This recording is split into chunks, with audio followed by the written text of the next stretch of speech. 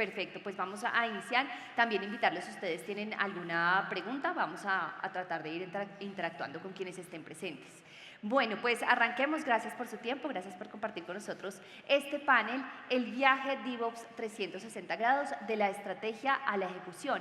Porque es que muchos dicen, hay muchas herramientas y las tenemos, pero también hay que concentrarnos en ese camino para lograrlo hacer. Entonces es la estrategia, la cultura y el desarrollo software. Más o menos ese es el ejercicio. Entonces arranquemos con las preguntas. La primera pregunta que tenemos planteada para nuestros invitados es el reto cultural. ¿Cuál ha sido ese mayor reto cultural que ustedes han encontrado para llevar DevOps a una organización tradicional? Es decir, ese cambio de paradigma que se tiene que hacer y que estamos intentando hacer. ¿Quién arranca? Bueno, yo empiezo. Está bien. Creo que principalmente uno de los mayores desafíos a la hora de abordar estos cambios culturales es cuando uno no puede enfrentar tanto top-down como bottom-up la idea del cambio cultural. O sea, no es algo que uno puede imponer jerárquicamente, ni es algo que solamente un par de campeones pueden diseminar por la organización sin el apoyo real del resto de la organización para hacerlo. Y esto ahí capaz, Mati, vos tenés algún ejemplo al respecto. Principalmente en organizaciones que son muy estáticas, ¿sí? Y organizaciones financieras que están altamente reguladas, que ciertos cambios de procesos, ciertos cambios culturales de cómo se hacen las cosas, no pueden cambiarse así nomás de un día para el otro, sino que tiene que seguir una hermosa cadena de aprobaciones hasta que uno puede hacer un cambio. Y esto no es solo, digamos, a nivel cultural, ¿no? Esto afecta a la organización de punta a punta. Uno necesita hacer un despliegue de emergencia. Bueno, ¿quién está probando esto? Y se complejiza aún más cuando vamos a cosas mucho más sutiles, más de proceso, más de cómo vamos a pensar en capacitar a nuestro personal para los desafíos que vienen. Por ejemplo, la IA. Mati, no sé si tenés... Bien, en mi experiencia como desafíos que he encontrado es básicamente cuando las organizaciones trabajan en silos, ¿no? Tenemos el silo de producto, el silo de desarrollo, el silo de testing, el de operaciones, el de despliegue. Entonces, cuando la implementación de DevOps se hace a nivel de silos, cada unidad ve su parte y no como un todo, ¿sí?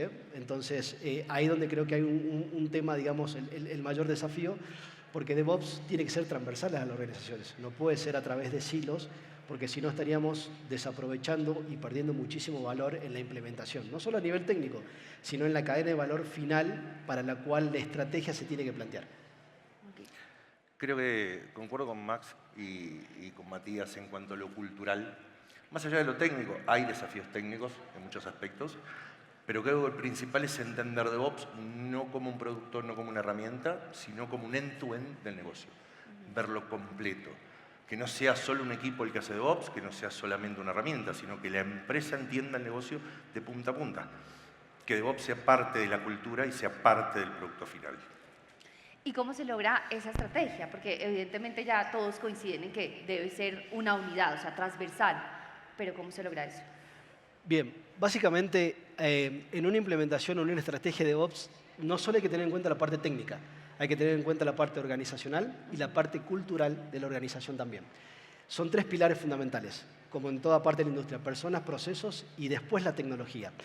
Entonces, tiene que haber una estrategia a nivel producto, no a nivel tecnológico, básicamente, entendiendo cuál es la finalidad para la cual quiero crear ese pipeline o esos pipelines de DevOps a la hora de la implementación. Entonces, ahí y buscar obviamente el sponsoreo del liderazgo para que esto pueda suceder, porque obviamente es una inversión técnica muy alta que se tiene que hacer y esta inversión tiene que estar acompañada de una estrategia con un esquema de medición continuo. No puede haber un pipeline de DevOps o una implementación de DevOps sin una medición.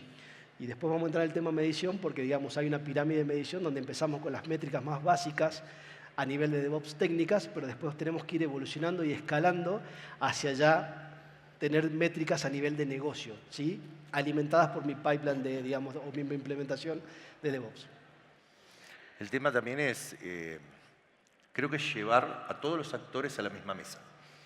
Que tengas tanto la parte de negocio, la parte tecnológica, la parte de operaciones, la parte de desarrollo, hablando un mismo idioma.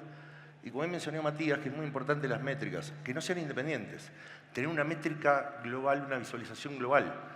Porque no me sirve o no sirve el proceso que alguien tenga una métrica pura de operaciones y que negocio tenga una métrica de negocio. Pues no están viendo justamente ese end-to-end. Y eso es, digamos que el objetivo.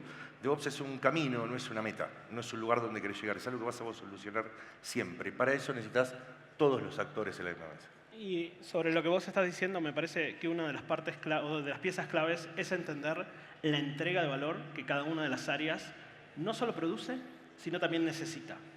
Porque muchas veces, cuando el concepto de valor que uno está agregando en esa cadena o en ese ciclo no es claro, empiezan las confusiones. No, pero yo te entregué todo el desarrollo. Si testing no testeó, es un problema de testing. Y esto es algo que nosotros venimos escuchando hace, ¿cuánto? 20, 30 años. ¿Sí? La idea de DevOps, como decía antes Mati, es poder romper esos hilos. Pero si uno no entiende cuál es su función dentro de esa cadena de valor, se pierde mucho del espíritu y DevOps se empieza a transformar en el proceso por el proceso mismo y pierde parte de la esencia y el interés por el que fue creado. ¿Escuchan? Ah, sí. A propósito de esa esencia, Martín hace un momento mencionaba algo muy importante, es ponerlos a todos sobre la mesa.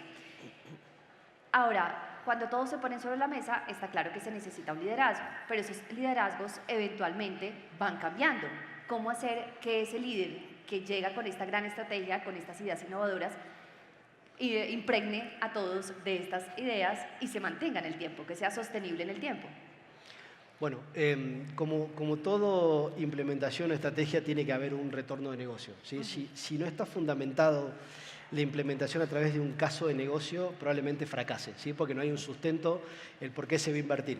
Si me permiten una anécdota, me tocó trabajar en una compañía de cruceros donde se pidió empezar a trabajar con DevOps porque en ese momento no había. Entonces, pero ahí cada área, desarrollo, arquitectura, testing, empezó a armar sus estrategias de DevOps de forma, digamos, individuales, ¿no? Y ahí, ¿qué pasó? Se generó una dependencia muy fuerte hacia el equipo de DevOps. O sea, no se podía hacer un deployment o operación, no podía avanzar si el equipo de DevOps asignado a esa unidad no estaba presente. Entonces, lo que hicimos fue desestructurar eso, pasamos DevOps a una estrategia, digamos, transversal, y ahí empezamos a trabajar de la mano de un liderazgo bien definidos y con métricas y casos bien estructurados, empezando a mostrar de que cada unidad era responsable del pipeline de DevOps y que los mismos actores, en cuanto a los roles, por ejemplo, de arquitectura y desarrollo, ellos eran los responsables y empezamos a eliminar esa dependencia con el equipo de DevOps. Así logramos un 70% de eficiencia, básicamente, de los propios equipos, independientemente de DevOps. DevOps lo que estaba dedicado era a mantener el pipeline y a crecer para dar soporte a las nuevas unidades de negocio. Sí, concuerdo.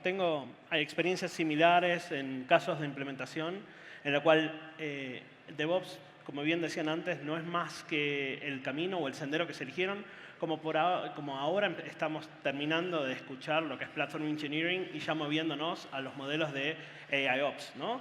Entonces, independientemente de cómo uno lo está haciendo, yo creo que la base de lo que venimos haciendo no cambia, que es una entrega continua de valor. Entonces, en este espíritu de entrega continua, cualquier idea de aplicación de DevOps en un modelo transversal, como puede ser a través de Platform Engineering, me parece que es de los mejores escenarios que podemos tomar para ver cómo ayudar a las organizaciones. ¿Cómo? Logrando autonomía, haciendo que cada uno de los equipos pueda trabajar de manera independiente, asignándose o generando su infraestructura, asegurándose y tomando responsabilidad, que esa es otra de las partes importantes, ¿no? De lo que está haciendo y cómo lo está haciendo. Y de ahí empezar a entender cómo eso afecta al negocio y cuáles son las métricas que se van generando. Ahí complementando lo que decía Max, por el lado técnico, el liderazgo es contexto. El liderazgo es lograr que los equipos entiendan lo que están haciendo, tengan una comprensión de lo que hacen. Eso les da más libertad, les da más seguridad para trabajar. Y eso genera menos dependencia de un líder. El liderazgo en DevOps es guiar a la gente y darles el contexto para que puedan trabajar mejor solos, con más confianza, y no haya una dependencia del jefe que da órdenes.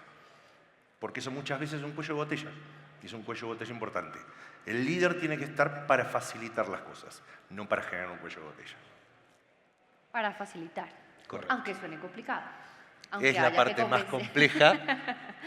Aunque haya que convencer a muchos. Pues bueno, esta era la fase de introducción respecto a lo que significa la transformación en DevOps. Pero ahora hablemos, y me piden que pidamos algo más técnico, hablar del corazón del cambio en DevOps. Y Martín, para ti es la pregunta, ¿cuáles son esas lecciones aprendidas que tú puedes hablar sobre los entornos multicloud? Uno de los grandes temas de trabajar, de implementar DevOps en entornos multicloud, más allá de lo cultural, que ya lo hablamos, es la deuda técnica. Tener no solo cuestiones viejas, que muchas veces las empresas, para reducir costos, eligen, por ejemplo, hacer el lift and shift, llevarse todo como está en la nube y trabajar con lo mismo que tenían on-premise arriba. Eso es extremadamente complejo, no es algo moderno, hay que adaptarse, hay que conectarse con cosas nuevas, con cosas viejas. Y también, por otro lado, es, como mencioné, que se entienda el end-to-end. O sea, en entornos multicloud es muy importante tener una visibilidad completa en todos los equipos.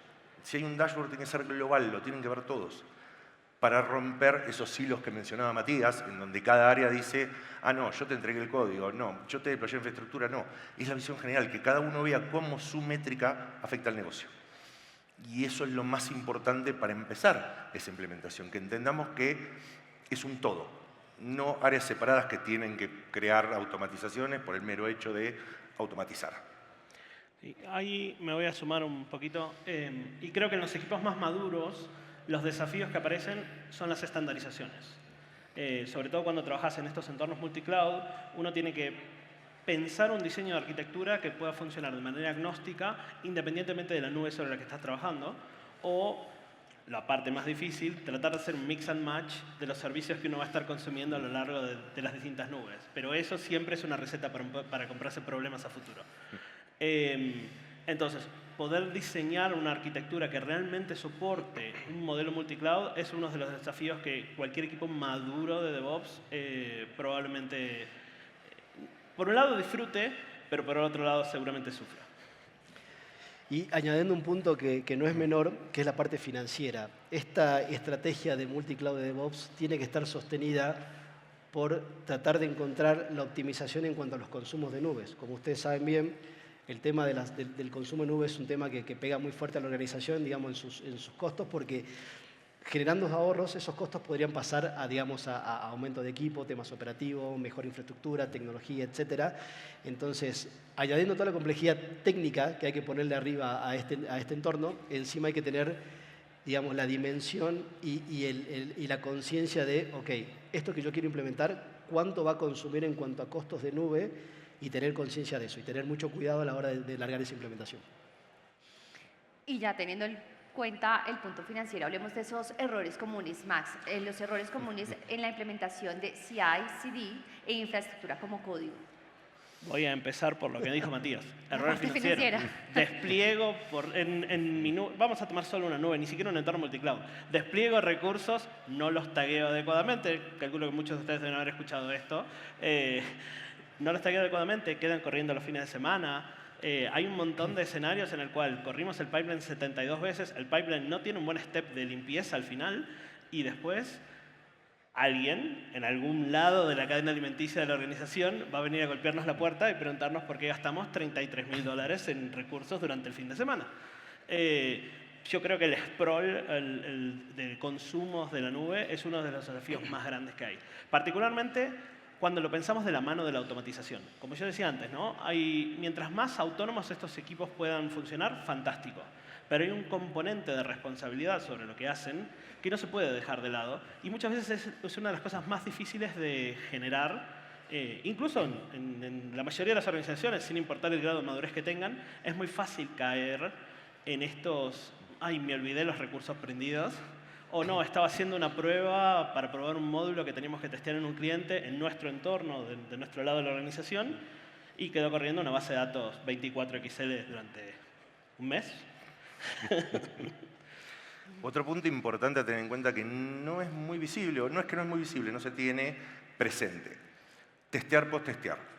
No necesariamente todo lo que se hace tiene que estar testeado de punta a punta. Los test importantes son los que afectan al negocio.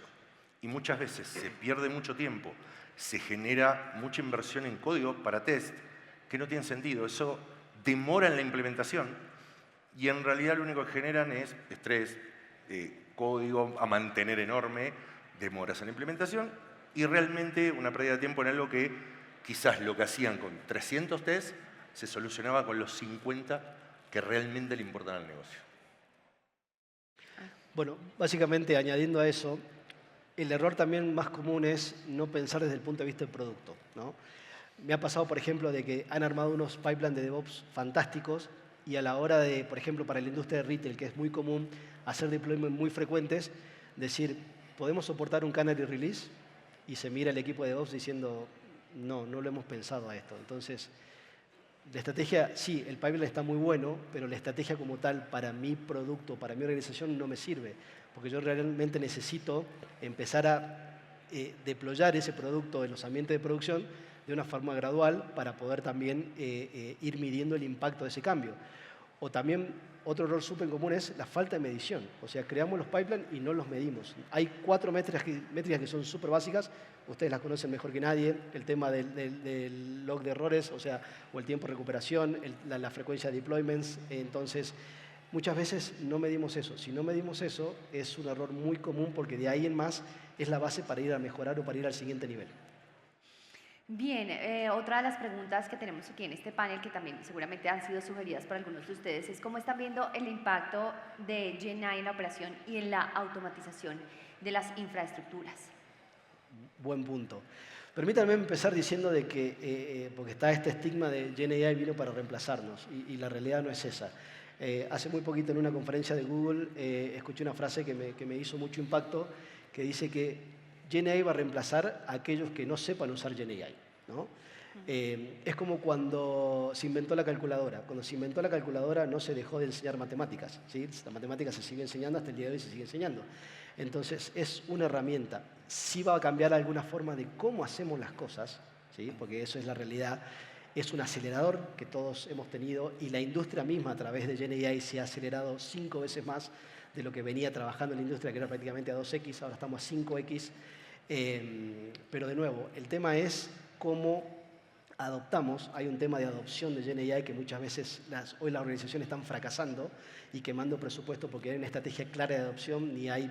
Podemos hablar un tiempo muy extendido en cuanto a cómo hacer una buena estrategia de adopción, pero lo fundamental es, primero, entender que son herramientas, entender que sí va a cambiar la forma de trabajo, pero no va a reemplazar, digamos, realmente a los ingenieros que van a implementar eso. Correcto.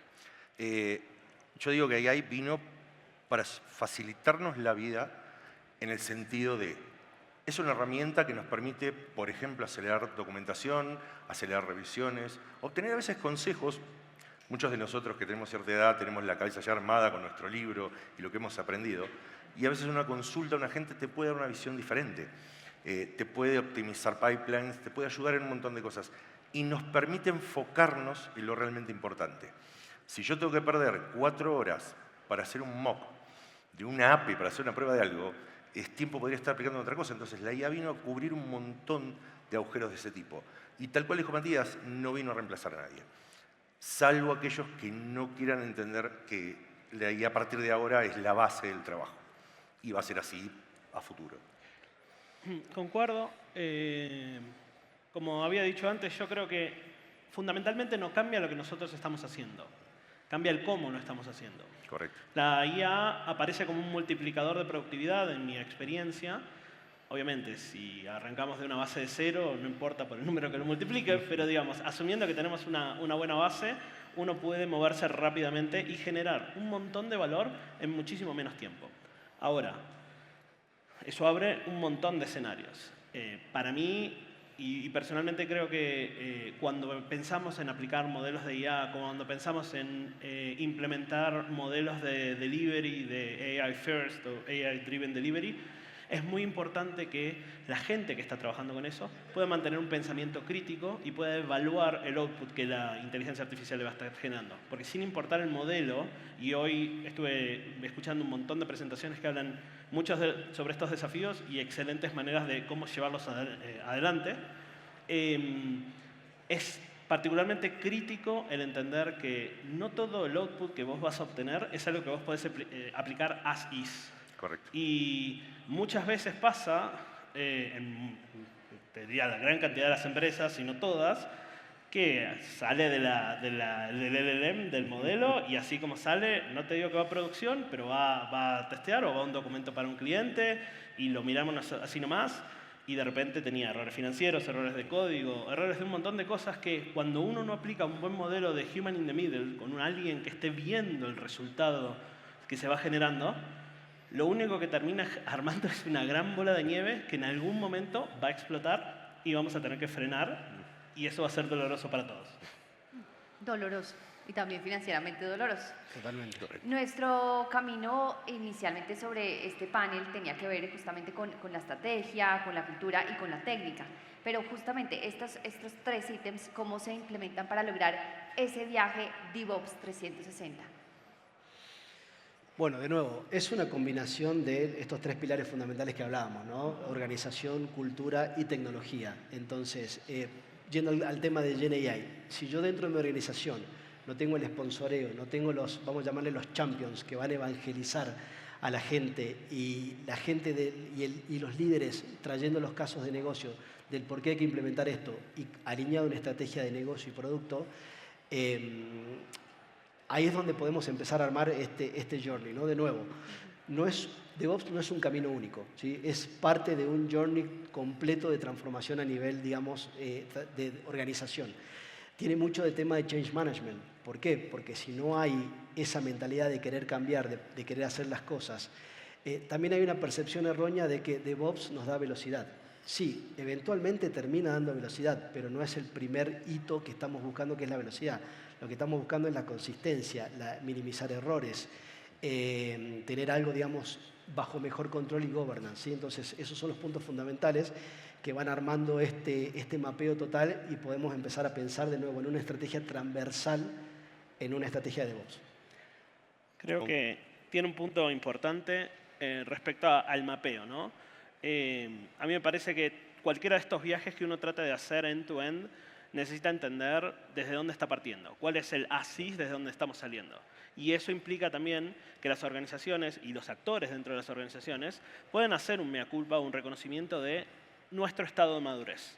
Muchas veces, como nos pasa a todos en tecnología, la organización dice, vamos a implementar EKS o GenAI ahora, porque es lo nuevo que está en mercado. Pero la pregunta es, ¿realmente nuestra organización tiene un estado de madurez en el que podamos recoger todos los beneficios que esta tecnología que queremos implementar funciona? Entonces, es ahí donde creo que un buen mapeo de la madurez de la organización end-to-end y los distintos puntos donde hoy al mediodía había una presentación que tenía 3 slides distintas de herramientas, porque ya en una decía que no le entraba. Entonces, ver cuáles son las distintas herramientas de todo el ecosistema de DevOps que uno puede estar empezando a organizar y a acomodar para ayudar a los distintos estados de madurez. Porque uno no puede saltar de una madurez, digamos, de 1 a 5 en 3 cuartos. O sea, no hay manera. Ninguna organización va a lograr ese cambio sin importar el dinamismo, sin importar las ganas que tenga el leadership, sin importar las ganas que tengan los campeones que están ahí, sino que todo tiene un tiempo, porque las organizaciones son grandes y en general son estáticas. Las organizaciones no les gusta el cambio. Entonces, entender desde dónde partimos y poder trazar una buena estrategia y un buen mapa de cómo llegar, me parece que es clave. DevOps es, sin lugar a dudas, una de las mejores rutas para seguir. Y Martín, quiero agregar seguramente a la acotación que vas a hacer respecto a esos consejos. Tres muy prácticos, un paso a paso muy sencillo, a partir de esa valoración que cada empresa puede hacer. Algo muy sencillo. Un consejo es no pensar en qué herramienta se va a usar, sino en qué problema se quiere resolver. DevOps es justamente entender el modelo de punta a punta. Es saber que tenemos que entregar un producto o que tenemos que dar una solución al usuario o generar un problema. No importa si es deployar un Jenkins, si es armar GitHub Actions, sino entender que hay un problema a resolver. Como dije, todos los actores en la misma mesa, hablar todos el mismo idioma, todos tener esa visión y proyectar en base a eso. Porque automatizar, pensar que llegamos a una madurez de DevOps porque hacemos rápido es automatizar por automatizar. Generar scripts para deployar y decir tengo DevOps es automatización avanzada si se quiere. Pero lograr entender que tenemos un problema y buscar la mejor manera de resolverlos entre todos, de punta a punta, eso es empezar a pensar y empezar a implementar DevOps. ¿Alguna otra recomendación, consejo práctico? De nuevo, es entender para qué lo queremos usar. ¿Sí? ¿Cuál es el problema y cuál es la solución? Exactamente, cuál es el problema a solucionar. ¿Sí? Y entender que la tecnología es, como decimos, down the line, es al último. Primero resolver el problema, aislarlo, y ahí después pensamos en qué herramientas nos va a solucionar este problema. Ahora, cuando empezamos a hablar de este panorama, hay muchos dicen, ¿qué viene después de DevOps? ¿Qué puede venir después más? Para mí el crecimiento natural fue a Platform Engineering. A hoy la mirada que está teniendo el mercado es siendo a AI Driven Ops o AI Ops. Y creo que lo que seguimos haciendo es lo mismo que hacíamos antes, entregar valor pero buscar la manera más eficiente de hacerlo. ¿Cómo podemos acelerar? ¿Cómo podemos realmente dedicarnos a las cosas que son relevantes dentro de la operación, dentro del desarrollo, dentro de lo que cada uno está haciendo y trayendo a la mesa? Sin pensar que, no, me tengo que sentar y tengo que reescribir todas las pruebas que tenía porque no funcionan. O me tengo que sentar y revisar el pipeline nuevamente porque el equipo de desarrollo no puede utilizarlo. Entonces, en la medida que nosotros logramos estandarizar, en la medida que nosotros empezamos a adoptar todos estos nuevos movimientos, creo yo que, si bien no cambia lo que seguimos haciendo, cambia el cómo y cómo lo podemos hacer más rápido. Una de las cosas que está cambiando y facilitando es la integración de los pipelines de DevOps hacia diferentes herramientas, ¿no? Como por ejemplo, framework de automatización donde queremos colgar los jobs de automation en el pipeline. Eso hoy por hoy, a través de Agentix y demás, tenemos ya procesos o agentes que corren y directamente identifican el código que cambió, hacen la ejecución. Hay herramientas que son muy capaces y muy buenas de hacer auto-healing de los propios scripts. Entonces, el paradigma donde estamos yendo es, como comenté antes, altamente veloz. El año pasado hablábamos de copilots, ¿sí? Y hoy estamos hablando de agentes, ahora ya estamos hablando de Agentix a nivel de arquitectura, entonces, y cómo la orquestación de eso. Entonces, creo que lo que viene es un nivel de complejidad menor en la orquestación de todos estos agentes y cómo podemos ir, digamos, haciendo una mejora a nivel de infraestructura y a nivel de integración entre los diferentes componentes que hoy están, digamos, saliendo a nivel mercado, ¿no? Y yo creo que, para simplificar un poco, hoy en día tenemos un camino que es Platform Engineering, GenAIOps, y a partir de eso empezaron a hacer una fusión entre ambos, y algo que he escuchado en algún momento y creo que va a empezar a sonar es GenAI Operations. Está todavía lejos, porque ya entra en colocar la operación dentro de lo que son agentes y demás, pero creo que el camino es ese. O sea, todo va a ir hacia inteligencia artificial. Como dice Matías, no va a reemplazar a nadie, va a cambiar la manera en que trabajemos, nos vamos a volver más eficientes, descargando tareas repetitivas o cosas simples en un agente y pudiendo enfocarnos en lo que realmente vale. ¿Hay alguna pregunta, alguna inquietud que quieran compartir? Tenemos 1 minuto y estamos muy bien, muy ajustados, qué maravilla. ¿Alguna inquietud? Por ahí, por ahí. Muchísimas preguntas, ¿no? La gente está que se habla, impactante. Muchísimas. Ah, sí, tú. Ay, qué maravilla que te animes. Si quieres, ponte de pie, por favor, un poquito. Ay, ya te pasaré el micrófono, perfecto. Gracias. Buenas tardes. Rápido quería preguntar, ¿cómo le presentas la idea de DevOps a un equipo de líderes y de CEO que piensan que si lo viejito está bien, déjalo ahí, déjalo quieto? Esa es mi pregunta. Por favor. Bueno, ahí eso me toca prácticamente todos los días. Mostrar los puntos de dolor, ¿no? Por ejemplo, ¿cuáles son las necesidades de producto de mercado que tenés? Por ejemplo, analizar tu competencia. Suponte que estás trabajando en una financiera y tu competencia como banco está yendo o sacando funcionalidades más rápidamente que vos, ¿no? Entonces, eso es, por ejemplo, una métrica a mostrar, el time to market. Ese creo que es una de las principales a mostrar. Después, temas de eficiencias, ¿sí? Donde hay cuellos de botella. O sea, es muy importante a nivel, digamos, organización, identificar lo que se llama el value stream, que es tu camino crítico donde vos, digamos, te parás y parás infraestructura, seguridad, desarrollo, testing, eso es tu value stream. Entonces, identificando los cuellos de botellas y dónde están los puntos de dolor en esos cuellos de botellas, esas son las, digamos, palancas que vas a tener para convencer. Como comenté antes, tiene que haber un caso de negocio. ¿Por qué hacemos esto? Si no es como que pierde fundamento, digamos, la propuesta, ¿no? Porque ya empieza a haber temas de producto prefiere invertir acá o prefiere invertir allá, ¿por qué realmente necesitamos esto? Entonces, identificando los puntos de dolor y tratándolo de cuantificar en cómo mejoraríamos si implementáramos esto, ahí tenés, digamos, un buen caso para trabajar. Vi una última, así que ya nos pasamos unos segunditos, pero no es tan grave. Sí, ¿vas tú? Listo. Perdón. Ya te pasan el micrófono. Hola, hola, buenas tardes. Quería devolverme al tema donde nombraron acerca de multinube y ahora un debate que se está dando mucho y es el tema de los arquitectos de soluciones. Porque los arquitectos de soluciones se basan en soluciones, digamos, en un hiperescalador, entonces el de AWS, el de GCP, y por eso digamos también esa heterogeneidad en cada solución y cuál es el principio para poder romperlo. Entonces mi pregunta es, hay que tener una base de digamos, una solución basada en un arquitecto o una arquitectura de nube, pero que sea agnóstica y con base en eso tener perfiles en la compañía para entonces tener, digamos, en esa mesa que ustedes llaman tener, digamos, de GCP, de AWS, para tomar de cada uno, digamos, esos mejores elementos y que la solución sea, digamos, óptima en ese sentido y que no tengamos de pronto un sesgo llamado a que no, este es nuestro aliado y llevamos esta solución, cuando en realidad todo el mundo dice, pero sabemos que es con este aliado el que tenemos y hay que generar esa solución. Entonces, ¿cómo en esos entornos multinube las organizaciones podrían, digamos, evitar caer en ese riesgo de tomar la solución que no es óptima solamente por una conveniencia comercial? Gracias. Ahí siempre va a haber un peso comercial, siempre. Las organizaciones, tanto por parte de la organización como por parte de las nubes. Muchas nubes a veces ofrecen un presupuesto para ayudarte a acelerar un determinado proceso y llevarte hacia ellos.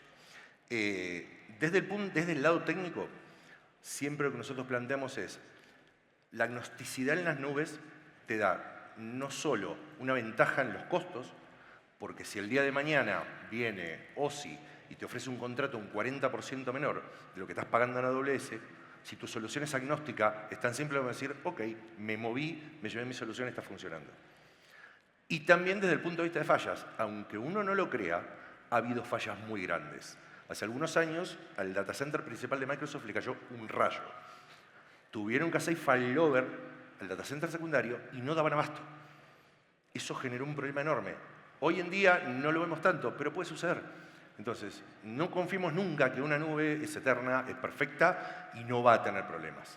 Por eso también aplica la capa de agnosticidad. Si mañana a Microsoft se le cae un rayo, se le inunda a AWS o a Google, siempre tenés una alternativa, sos agnóstico. Si estás casado con un proveedor, dependés de eso. Sí, y 2 minutos más para no extendernos mucho. Es importante, mi perspectiva es, sin negocio, la solución que nosotros queramos llevar adelante no tiene demasiado sentido. Entonces, lo primero debería ser lo que hace sentido al negocio. Entonces, cuando empezamos a pensar en una estrategia multicloud, por ejemplo, para soportar un modelo de business continuity, ¿no? De decir, bueno, tenemos failover entre las distintas nubes, también hay que ver realmente cuántas nubes yo realmente necesito para mantener esa continuidad de negocio y cuáles son los requerimientos de mi negocio para ese modelo multicloud. Porque, como cualquier estrategia de disaster recovery o de continuidad de negocio, son hermosas de diseñar, son fantásticas, pero los costos crecen exponencialmente. Entonces, cuando empezamos a ver la tasa de transferencia de una nube a la otra o de una región a la otra para empezar a ver cómo después de repente estamos gastando $50.000 más solamente por tener por las dudas una nube, fantástico. Cuando eso lo empezás a multiplicar a lo largo de varios proveedores y varias regiones, te crece desproporcionadamente. Entonces, mi respuesta inmediata y corta es lo que haga sentido al negocio. Después, si podemos ir a modelos agnósticos, fabuloso. Si podemos mapearlo dónde cada uno de nuestros proveedores es más barato y utilizar los servicios de ese proveedor de la manera más eficiente, porque estamos aprovechando y pisándonos en